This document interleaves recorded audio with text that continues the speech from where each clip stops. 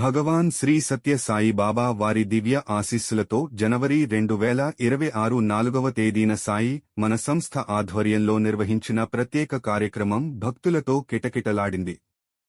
ఈ కార్యక్రమానికి ముఖ్య వక్తలుగా శ్రీ రంగనాథరాజు గారు, జి.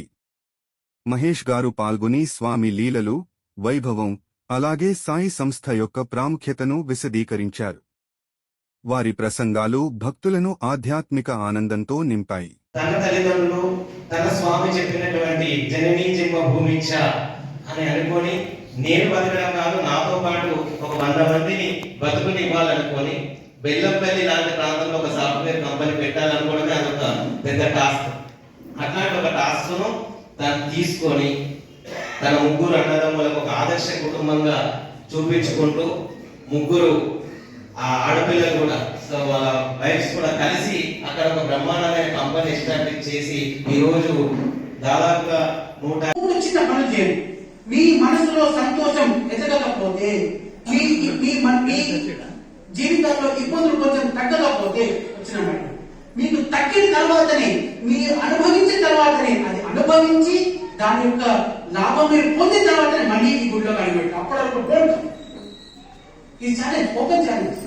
ఎందుకంటే నేను గుర్తుంచుకోలేసాను, నెక్స్ట్ టైం గుర్తుంచుకుంటానని చెప్పి మాట్లాడుకుంటారు. వాళ్ళు ఎన్నో సంవత్సరాలు తెలిసినట్టు అట్టే ప్రహ్లాద్ అట్టే నోరు ఓపెన్ చేసి చెప్తున్నాడు. అప్పుడు స్వామి ప్రహ్లాద్ ఎవరు అంటారు లోపలి.